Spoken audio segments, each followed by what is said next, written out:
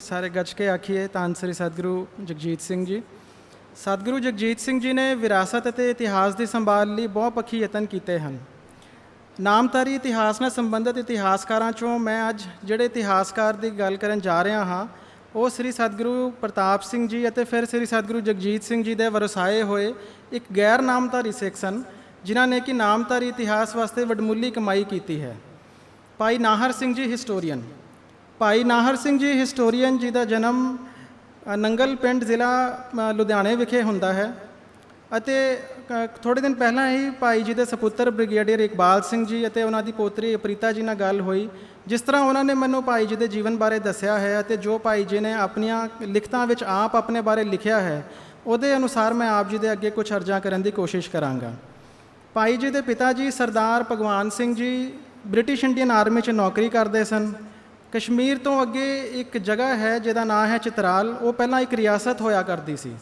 ਉੱਥੋਂ ਦੀ ਅੰਗਰੇਜ਼ਾਂ ਵੱਲੋਂ ਲੜਦਿਆਂ ਸਰਦਾਰ ਭਗਵਾਨ ਸਿੰਘ ਜੀ ਦਾ ਦੇਹਾਂਤ ਹੁੰਦਾ ਹੈ। ਸਰਦਾਰ ਭਗਵਾਨ ਸਿੰਘ ਜੀ ਦੇ 3 ਪੁੱਤਰ ਅਤੇ ਇੱਕ ਲੜਕੀ ਸੀ। ਭਾਈ ਨਾਹਰ ਸਿੰਘ ਜੀ ਸਭ ਤੋਂ ਵੱਡੇ ਸਨ।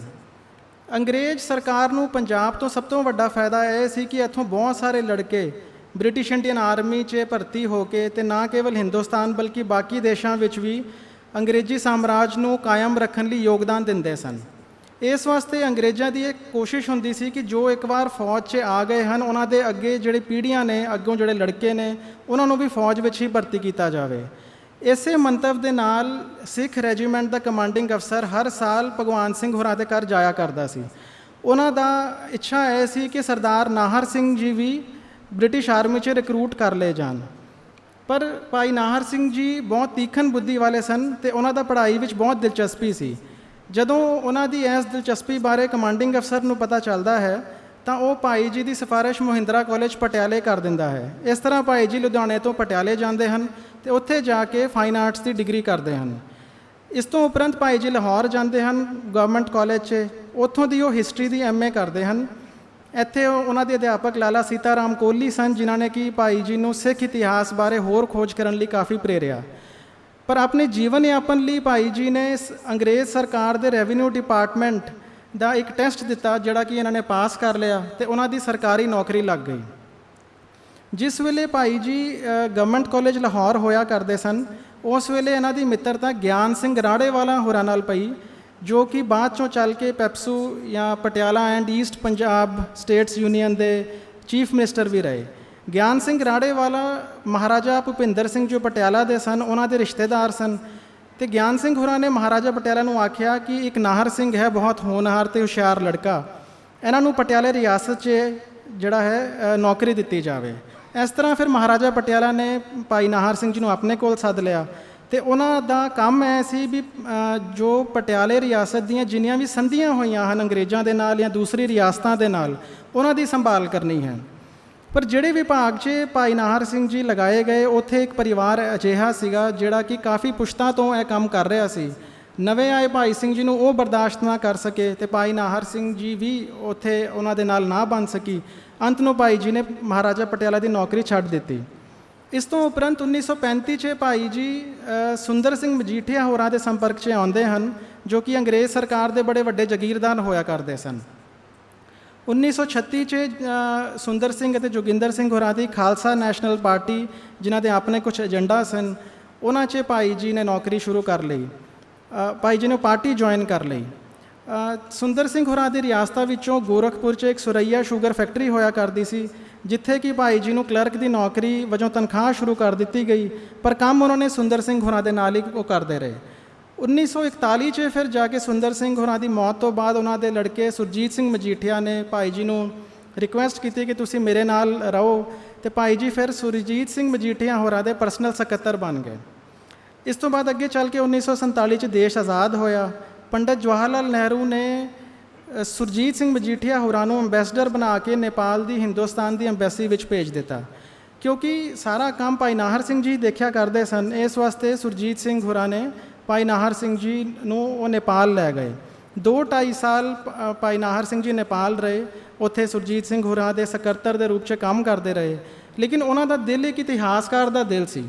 ਨੇਪਾਲ ਰਹਿੰਦਿਆਂ ਵੀ ਉਹਨਾਂ ਨੇ ਤਿੱਬਤ ਦੇ ਇਲਾਕੇ ਦੀ ਖੋਜਬੀਨ ਸ਼ੁਰੂ ਕੀਤੀ ਅਤੇ ਉਸ ਵੇਲੇ ਇੱਕ ਬਹੁਤ ਮਸ਼ਹੂਰ ਅੰਗਰੇਜ਼ੀ ਅਖਬਾਰ ਦਾ ਪਾਈਨੀਅਰ, ਉਸ ਅਖਬਾਰ 'ਚ ਉਹਨਾਂ ਨੇ 6-7 ਲੇਖ ਛਾਪੇ। ਭਾਈ ਜੀ ਦੀ ਇਸ ਓਰੀਜਨਲ ਰਿਸਰਚ ਨੂੰ ਦੇਖ ਕੇ ਪੰਡਿਤ ਜਵਾਹਰ ਲਾਲ ਨਹਿਰੂ ਬਹੁਤ ਪ੍ਰਭਾਵਿਤ ਹੋਏ ਅਤੇ 1949 'ਚ ਜਿਸ ਵੇਲੇ ਸੁਰਜੀਤ ਸਿੰਘ ਅਤੇ ਭਾਈ ਨਾਹਰ ਸਿੰਘ ਜੀ ਹਿੰਦੁਸਤਾਨ ਵਾਪਸ ਆਉਂਦੇ ਹਨ ਤਾਂ ਪੰਡਿਤ ਨਹਿਰੂ ਜੀ ਨੇ ਭਾਈ ਨਾਹਰ ਸਿੰਘ ਜੀ ਨੂੰ ਇੱਕ ਕੌਂਸਟੀਟੂਐਂਸੀ ਤੋਂ ਮੈਂਬਰ ਪਾਰਲੀਮੈਂਟ ਦੀ ਟਿਕਟ ਦੇ ਕੇ ਇਲੈਕਸ਼ਨ ਲੜਨ ਲਈ ਵੀ ਆਖਿਆ। ਪਰ ਸਾਧ ਸੰਗਤ ਜੀ ਆਖਿਆ ਜਾਂਦਾ ਵੀ ਜਿਹੜਾ ਇੱਕ ਮਲਾਹ ਹੁੰਦਾ ਹੈ ਉਹਦਾ ਦਿਲ ਹਮੇਸ਼ਾ ਪਾਣੀ ਜਾਂ ਦਰਿਆ ਵਿੱਚ ਰਹਿੰਦਾ ਹੈ, ਇਸੇ ਤਰ੍ਹਾਂ ਜੋ ਇੱਕ ਇਤਿਹਾਸਕਾਰ ਹੁੰਦਾ ਹੈ ਉਹਦਾ ਦਿਲ ਹਮੇਸ਼ਾ ਇਤਿਹਾਸ ਦੇ ਸਰੋਤ ਸਮੱਗਰੀ, ਇਤਿਹਾਸ ਦੇ ਦਸਤਾਵੇਜ਼ਾਂ, ਇਤਿਹਾਸ ਦੀ ਖੋਜ ਵਿੱਚ ਹੀ ਲੱਗਾ ਰਹਿੰਦਾ ਹੈ। ਇਸ ਵਾਸਤੇ ਭਾਈ ਜੀ ਨੇ ਪੰਡਿਤ ਨਹਿਰੂ ਦਾ ਇਹ ਜੋ ਪ੍ਰਸਤਾਵ ਸੀ ਉਹ ਠੁਕਰਾ ਦਿੱਤਾ। ਭਾਈ ਜੀ ਆਪਣੀ ਕਿਤਾਬ ਦੀ ਭੂਮਿਕਾ 'ਚ ਲਿਖਦੇ ਹਨ ਕਿ ਆਜ਼ਾਦੀ ਤੋਂ ਬਾਅਦ ਪੰਡਿਤ ਨਹਿਰੂ ਅਤੇ ਮੌਲਾਨਾ ਆਜ਼ਾਦ ਨੇ ਇੱਕ ਸੈਂਟਰਲ ਬੋਰਡ ਬਣਾਇਆ ਇਤਿਹਾਸ ਦੀ ਸੰਭਾਲ ਦੇ ਲਈ।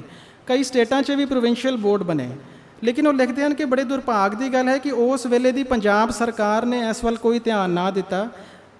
ਇਸ ਤੋਂ ਉਲਟ ਜਿਹੜੀ ਸਮੱਗਰੀ ਉਸ ਵੇਲੇ ਛਪਦੀ ਰਹੀ ਉਹ ਅਸਲ ਇਤਿਹਾਸ ਨੂੰ ਤੋੜ ਮਰੋੜ ਕੇ ਛਪਦੀ ਰਹੀ। ਇਸ ਵਾਸਤੇ ਭਾਈ ਨਾਹਰ ਸਿੰਘ ਜੀ ਨੂੰ ਬਹੁਤ ਨਿਰਾਸ਼ਾ ਸੀ ਉਸ ਸਮੇਂ ਦੀ। ਇਹਨਾਂ ਦਿਨਾਂ ਦੀ ਹੀ ਗੱਲ ਹੈ ਕਿ 1954 'ਚ ਭਾਈ ਨਾਹਰ ਸਿੰਘ ਜੀ ਦੀ ਸ੍ਰੀ ਸਤਿਗੁਰੂ ਪ੍ਰਤਾਪ ਸਿੰਘ ਜੀ ਦੇ ਨਾਲ ਮੁਲਾਕਾਤ ਹੁੰਦੀ ਹੈ। ਭਾਈ ਨਾਹਰ ਸਿੰਘ ਜੀ ਸਤਿਗੁਰੂ ਪ੍ਰਤਾਪ ਸਿੰਘ ਜੀ ਕੋਲ ਆਪਣੀ ਇੱਛਾ ਜ਼ਾਹਿਰ ਕਰਦੇ ਹਨ ਕਿ ਇਤਿਹਾਸ ਦਾ ਜਿੰਨਾ ਵੀ ਸੋਰਸ ਮਟੀਰੀਅਲ ਹੈ, ਜਿੰਨੀ ਸਰੋਤ ਸਮੱਗਰੀ ਹੈ, ਉਹਨੂੰ ਇਕੱਠੀ ਕਰਕੇ ਅਗਲੀ ਪੀੜ੍ਹੀ ਵਾਸਤੇ ਸਾਂਭ ਲਿਆ ਜਾਵੇ, ਉਹਨੂੰ ਪ੍ਰਕਾਸ਼ਿਤ ਕਰ ਦਿੱਤਾ ਜਾਵੇ। ਸਤਿਗੁਰੂ ਜਗਜੀਤ ਸਿੰਘ ਜੀ ਦੇ ਪ੍ਰਵਚਨਾਂ 'ਚ ਆਉਂਦਾ ਹੈ ਕਿ ਜਿਸ ਵੇਲੇ ਸਤਿਗੁਰੂ ਪ੍ਰਤਾਪ ਸਿੰਘ ਜੀ ਨੇ ਭਾਈ ਨਾਹਰ ਸਿੰਘ ਜੀ ਨੂੰ ਇਸ ਕੰਮ ਲਈ ਚੁਣਿਆ, ਉਸ ਵੇਲੇ ਨਾਮਧਾਰੀ ਸਾਹਿਤਕਾਰਾਂ ਦਾ ਵੀ ਆਪਣੇ ਇਤਿਹਾਸ ਨੂੰ ਲਿਖਣ ਪ੍ਰਤੀ ਕੋਈ ਖਾਸ ਰੁਚੀ ਨਹੀਂ ਸੀ। ਇਸ ਪੱਖੋਂ ਉਹਨਾਂ ਨੇ ਬਹੁਤ ਮਾਯੂਸੀ ਦਿਖਾਈ ਅਤੇ ਸੱਚੇ ਪਾਤਸ਼ਾਹ ਜੀ ਦੀ ਕਿਰਪਾ ਦੇ ਨਾਲ ਇਹ ਸੇਵਾ ਜਿਹੜੀ ਹੈ ਉਹ ਭਾਈ ਨਾਹਰ ਸਿੰਘ ਜੀ ਦੇ ਹਿੱਸੇ ਆਈ, ਉਹਨਾਂ ਦੇ ਭਾਗਾਂ ਵਿੱਚ ਆਈ। ਭਾਈ ਨਾਹਰ ਸਿੰਘ ਜੀ ਲਿਖਦੇ ਨੇ ਕਿ ਪਹਿਲੀ ਮੁਲਾਕਾਤ 'ਚ ਹੀ ਸਤਿਗੁਰੂ ਜੀ ਨੇ ਉਹਨਾਂ ਦੀ ਮਨਸ਼ਾ ਨੂੰ ਪ੍ਰਵਾਨਗੀ ਦੇ ਦਿੱਤੀ ਅਤੇ ਨਾਲ ਹੀ ਸੱਚੇ ਪਾਤਸ਼ਾਹ ਜੀ ਨੇ ਆਖਿਆ ਕਿ ਬਿਨਾਂ ਕਿਸੇ ਸ਼ਰਤ ਤੋਂ ਜਿੰਨਾ ਵੀ ਖਰਚ ਹੋਏਗਾ ਉਹ ਸਤਿਗੁਰੂ ਜੀ ਆਪ ਦੇਣਗੇ। ਸਤਿਗੁਰੂ ਪ੍ਰਤਾਪ ਸਿੰਘ ਜੀ ਦੇ ਵੱਡੇ ਕਲਾਵੇ ਦੀ ਗੱਲ ਕਰਦੇ ਹੋਏ ਭਾਈ ਨਾਹਰ ਸਿੰਘ ਜੀ ਕਹਿੰਦੇ ਹਨ ਕਿ ਨਾ ਕੇਵਲ ਨਾਮਧਾਰੀ ਸ਼ਹੀਦ, ਸੱਚੇ ਪਾਤਸ਼ਾਹ ਜੀ ਨੇ ਆਖਿਆ ਕਿ ਪੂਰੇ ਭਾਰਤ ਵਿੱਚ ਜਿੰਨੇ ਵੀ ਅੰਗਰੇਜ਼ ਸਰਕਾਰ ਦੇ ਕੈਦੀ, ਬਾਗੀ, ਵਿਦਰੋਹੀ ਜਾਂ ਸਾਜ਼ਿਸ਼ਕਾਰ ਸਨ, ਉਹਨਾਂ ਸਾਰਿਆਂ ਦੀ ਸਰੋਤ ਸਮੱਗਰੀ ਨੂੰ ਇਕੱਠਾ ਕੀਤਾ ਜਾਵੇ ਅਤੇ ਸਾਰਿਆਂ ਵਾਸਤੇ ਸਤਿਗੁਰੂ ਜੀ ਖਰਚ ਦੇ ਕੇ ਉਹਨਾਂ ਨੂੰ ਪ੍ਰਕਾਸ਼ਿਤ ਕਰਵਾਉਣਗੇ। ਨਾਲ ਹੀ ਜਿਹੜੀ ਸ੍ਰੀ ਭਾਣੀ ਸਾਹਿਬ ਲਾਇਬ੍ਰੇਰੀ ਦੀ ਜਿੰਨੀਆਂ ਵੀ ਪ੍ਰਕਾਸ਼ਿਤ ਜਾਂ ਅਪ੍ਰਕਾਸ਼ਿਤ ਕਿਤਾਬਾਂ ਸਨ ਉਹ ਸਾਰੀ ਭਾਈ ਨਾਹਰ ਸਿੰਘ ਜੀ ਦੇ ਸਪੁਰਦ ਕਰ ਦਿੱਤੀਆਂ ਗਈਆਂ। ਇਹਦਾ ਨਤੀਜਾ ਇਹ ਨਿਕਲਿਆ ਕਿ 1955 'ਚ ਭਾਈ ਨਾਹਰ ਸਿੰਘ ਜੀ ਨੇ ਨਾਮਧਾਰੀ ਇਤਿਹਾਸ ਭਾਗ ਪਹਿਲਾ ਨਾਮ ਦੀ ਜਿਹੜੀ ਕਿਤਾਬ ਹੈ ਉਹ ਛਾਪੀ। ਜਿਸ ਤਰ੍ਹਾਂ ਸਤਿਗੁਰੂ ਪ੍ਰਤਾਪ ਸਿੰਘ ਜੀ ਦੀ ਇੱਛਾ ਸੀ ਕਿ ਸਾਰੇ ਭਾਰਤ ਦੇ ਜਿਹੜੇ ਫਰੀਡਮ ਫਾਈਟਰ ਨੇ ਉਹਨਾਂ ਦੀ ਸਰੋਤ ਸਮੱਗਰੀ ਨੂੰ ਛਾਪਿਆ ਜਾਵੇ, ਇਸ ਵਾਸਤੇ ਉਹਨੂੰ ਇੱਕ ਬੁੱਕ ਸੀਰੀਜ਼ ਦਾ ਰੂਪ ਦਿੱਤਾ ਗਿਆ। ਉਸ ਪੁਸਤਕ ਲੜੀ ਦਾ ਨਾਂ ਸੀ ਦੇਸ਼ ਭਗਤ ਵਾਰਤਾ। ਲੜੀ ਪੁਸਤਕ ਨੰਬਰ 1 ਨਾਮਧਾਰੀ ਇਤਿਹਾਸ ਭਾਗ ਪਹਿਲਾ 1785 ਤੋਂ ਲੈ ਕੇ 1872 ਤੱਕ। ਕਿਉਂਕਿ ਸਭ ਤੋਂ ਪਹਿਲੇ ਯਤਨ ਨਾਮਧਾਰੀਆਂ ਨੇ ਕੀਤੇ ਸੀ ਤਾਂ ਉਸ ਲੜੀ ਦਾ ਜਿਹੜਾ ਸਭ ਤੋਂ ਪਹਿਲਾਂ ਜਿਹੜੀ ਕੜੀ ਸੀ ਉਹ ਨਾਮਧਾਰੀ ਇਤਿਹਾਸ ਹੀ ਸੀ। ਇਸੇ ਤਰ੍ਹਾਂ ਫਿਰ 1959 'ਚ ਐਸੇ ਪੰਜਾਬੀ ਦੀ ਕਿਤਾਬ ਦਾ ਹਿੰਦੀ ਟਰਾਂਸਲੇਸ਼ਨ ਛਪਦਾ ਹੈ। ਉਹਦੇ 'ਚ ਕੁਝ ਐਡੀਸ਼ਨ ਕੀਤੀ ਜਾਂਦੀ ਹੈ ਕਿ ਪੰਡਿਤ ਜਵਾਹਰ ਲਾਲ ਨਹਿਰੂ, ਪੰਡਿਤ ਰਾਜਿੰਦਰ ਪ੍ਰਸਾਦ, ਭਗਤ ਸਿੰਘ ਅਤੇ ਸੁਭਾਸ਼ ਚੰਦਰ ਬੋਸ ਹੋਰਾਂ ਨੇ ਜੋ ਨਾਮਧਾਰੀ ਸਮਾਜ ਵਾਸਤੇ ਜੋ ਲੇਖ ਲਿਖੇ ਸਨ ਜਾਂ ਕੋਈ ਗੱਲ ਆਖੀ ਸੀ, ਉਹਨਾਂ ਨੂੰ ਕਿਤਾਬ ਦੇ ਸ਼ੁਰੂਆਤ 'ਚ ਅੰਕਿਤ ਕੀਤਾ ਜਾਂਦਾ ਹੈ। ਕਨ੍ਹਈਆ ਲਾਲ ਮੁਨਸ਼ੀ ਜੀ ਇੱਕ ਬਹੁਤ ਵੱਡੇ ਫਰੀਡਮ ਫਾਈਟਰ ਹੋਏ ਹਨ। ਉਹਨਾਂ ਨੇ ਸਮਾਜ ਸੁਧਾਰਕ ਪੱਤਰਿਕਾ 'ਚ ਆਪਣਾ ਇੱਕ ਕਾਫੀ ਵੱਡਾ ਲੇਖ ਨਾਮਧਾਰੀਆਂ 'ਤੇ ਲਿਖਿਆ, ਉਹ ਵੀ ਇਹਦੇ ਵਿੱਚ ਪ੍ਰਕਾਸ਼ਿਤ ਕੀਤਾ ਗਿਆ। ਅਤੇ ਇਸ ਕਿਤਾਬ ਨੂੰ ਉੱਤਰ ਪ੍ਰਦੇਸ਼ ਦੀ ਸਰਕਾਰ ਨੇ ਉੱਚ ਕੋਟੀ ਦਾ ਇਤਿਹਾਸ ਸਾਹਿਤ ਆਖ ਕੇ ਭਾਈ ਨਾਹਰ ਸਿੰਘ ਜੀ ਨੂੰ 400 ਰੁਪਏ ਦਾ ਇਨਾਮ ਵੀ ਦਿੱਤਾ। ਪਰ ਨਾਮਧਾਰੀ ਇਤਿਹਾਸ ਦੇ ਨਾਲ ਸੰਬੰਧਿਤ ਹੋਰ ਜਿਹੜੇ ਡਾਕੂਮੈਂਟ ਸੀਗੇ, ਜੋ ਬ੍ਰਿਟਿਸ਼ ਡਾਕੂਮੈਂਟ ਸੀ, ਉਹਨਾਂ ਸਾਰਿਆਂ ਦੀ ਖੋਜ ਹਜੇ ਚੱਲ ਹੀ ਰਹੀ ਸੀ ਕਿ 1959 'ਚ ਸ੍ਰੀ ਸਤਿਗੁਰੂ ਪ੍ਰਤਾਪ ਸਿੰਘ ਜੀ ਜੋਤੀ ਜੋਤ ਸਮਾ ਜਾਂਦੇ ਹਨ। ਸਤਿਗੁਰੂ ਪ੍ਰਤਾਪ ਸਿੰਘ ਜੀ ਦੇ ਵਿਛੋੜੇ ਦਾ ਭਾਈ ਨਾਹਰ ਸਿੰਘ ਜੀ ਉੱਤੇ ਬਹੁਤ ਗਹਿਰਾ ਪ੍ਰਭਾਵ ਪਿਆ। ਭਾਈ ਨਾਹਰ ਸਿੰਘ ਜੀ ਆਪਣੀ ਇੱਕ ਕਿਤਾਬ ਦੀ ਭੂਮਿਕਾ 'ਚ ਲਿਖਦੇ ਹਨ ਅੰਗਰੇਜ਼ੀ ਵਿੱਚ ਕਿ his holiness's death in 1959 left the compiler as an orphan in the storm.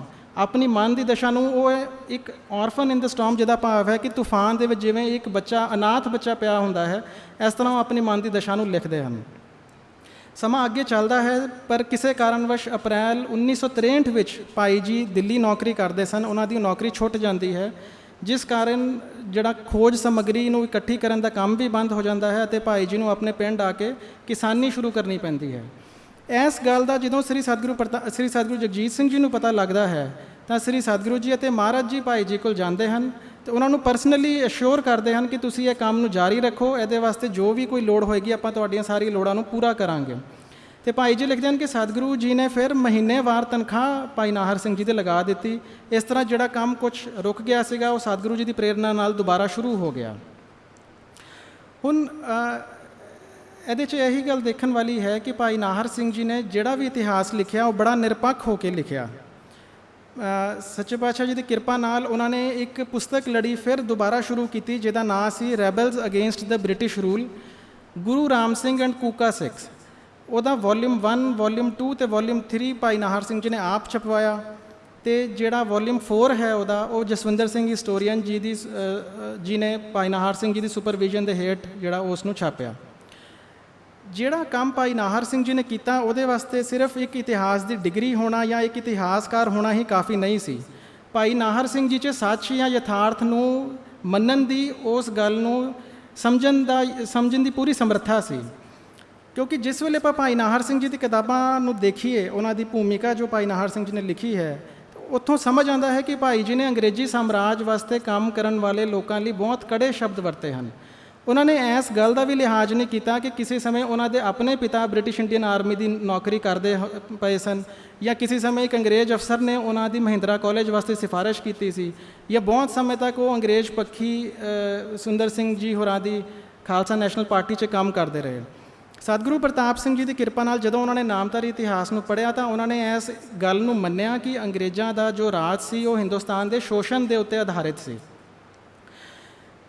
ਇਸੀ ਲੜੀ 'ਚ ਅੱਗੇ ਚੱਲ ਕੇ ਫਿਰ ਭਾਈ ਨਾਹਰ ਸਿੰਘ ਜੀ ਨੇ ਵੋਲੀਅਮ 1 ਤੋਂ 4 ਜਿਹੜੇ ਗੁਰੂ ਰਾਮ ਸਿੰਘ ਐਂਡ ਕੂਕਾ ਸਿੱਖਸ ਦੇ ਨਾਮ ਨਾਲ ਛਾਪੇ, ਅਤੇ 5ਵਾਂ ਜਿਹੜਾ ਵੋਲੀਅਮ ਸੀ ਉਹ ਭਾਈ ਮਹਾਰਾਜ ਸਿੰਘ ਜੀ ਦੇ ਉੱਤੇ ਛਾਪਿਆ। ਭਾਈ ਮਹਾਰਾਜ ਸਿੰਘ ਸਤਿਗੁਰੂ ਰਾਮ ਸਿੰਘ ਜੀ ਦੇ ਸਮਕਾਲੀ ਸਨ, ਅਤੇ ਜਿਹੜਾ ਸਤਿਗੁਰੂ ਰਾਮ ਸਿੰਘ ਜੀ ਦੀ ਦਸਤਾਰ ਦਾ ਸਜਾਇਆ ਹੋਇਆ ਖੰਡਾ ਆਪਾਂ ਦੇਖਦੇ ਹਾਂ ਉਹ ਭਾਈ ਮਹਾਰਾਜ ਸਿੰਘ ਜੀ ਨੇ ਹੀ ਸ਼ਰਧਾਪੂਰਵਕ ਸਤਿਗੁਰਾਂ ਨੂੰ ਪੇਂਟ ਕੀਤਾ ਸੀਗਾ।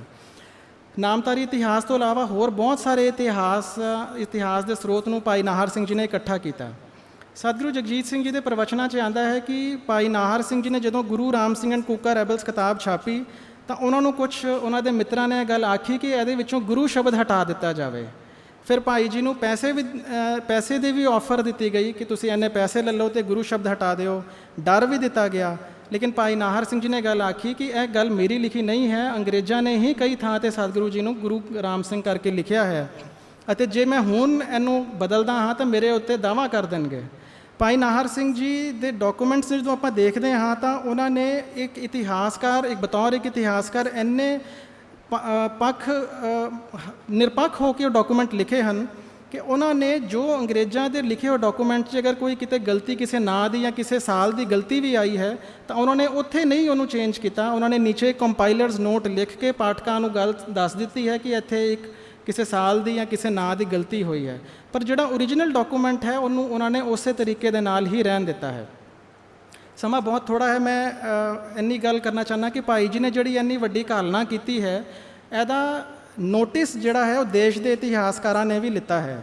2019 'ਚ ਭਾਰਤ ਸਰਕਾਰ ਦੀ ਮਿਨਿਸਟਰੀ ਆਫ ਕਲਚਰ ਨੇ 1857 ਤੋਂ ਲੈ ਕੇ 1947 ਤੱਕ ਦੇ ਜਿੰਨੇ ਸ਼ਹੀਦ ਸਨ ਉਹਨਾਂ ਦੀ ਇੱਕ ਸੂਚੀ ਬਣਾਈ ਜਿਹਦਾ ਕਿ ਨਾਮ ਦਿੱਤਾ ਗਿਆ ਡਿਕਸ਼ਨਰੀ ਆਫ ਮਾਰਟੀਅਰਸ। ਇਹ 6 ਵੋਲੀਅਮ 'ਚ ਛਪੀ। ਪਹਿਲੇ ਵੋਲੀਅਮ 'ਚ ਸਤਿਗੁਰੂ ਰਾਮ ਸਿੰਘ ਜੀ ਦੀ ਨਾਮਧਾਰੀ, ਬਾਕੀ ਹੋਰ ਸਿੱਖਾਂ ਦੀ ਵੀ ਉੱਥੇ ਗੱਲ ਹੈ।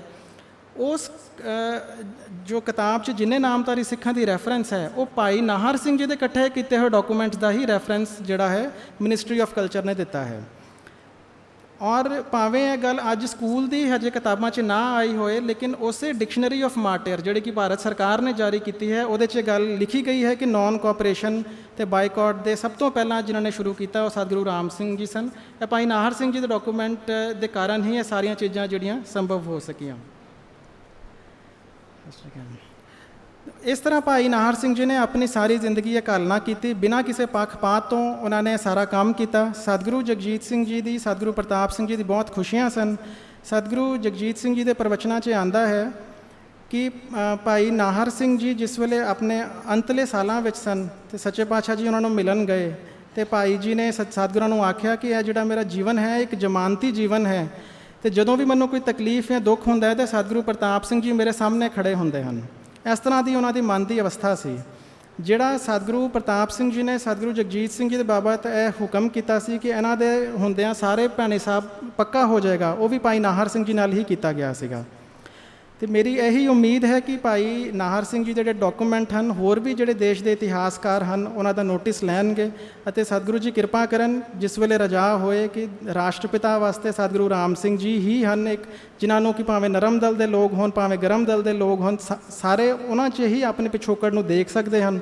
ਸਤਿਗੁਰੂ ਜੀ ਕਿਰਪਾ ਕਰਨ, ਭਾਰਤ ਸਰਕਾਰ ਇਸ ਤਰ੍ਹਾਂ ਦੀ ਐਕਨੋਲੇਜਮੈਂਟ ਕਰੇ ਅਤੇ ਭਾਰਤ ਦੇ ਲੋਕਾਂ ਨੂੰ ਉਹ ਸੇਧ ਮਿਲੇ ਜਿਹਦੇ ਨਾਲ ਕਿ ਸੈਲਫਲੈਸ ਸੈਕਰੀਫਾਈਸ ਔਰ ਸਰਵਿਸ ਦੇ ਨਾਲ ਦੇਸ਼ ਦੇ ਹਿੱਤ ਦੇ ਵਾਸਤੇ ਕੰਮ ਕਰਨ, ਜੋ ਸਤਿਗੁਰੂ ਜੀ ਨੇ ਸੱਚੇ ਪਾਤਸ਼ਾਹ ਜੀ ਨੇ ਸਾਨੂੰ ਸਿਖਾਇਆ ਹੈ।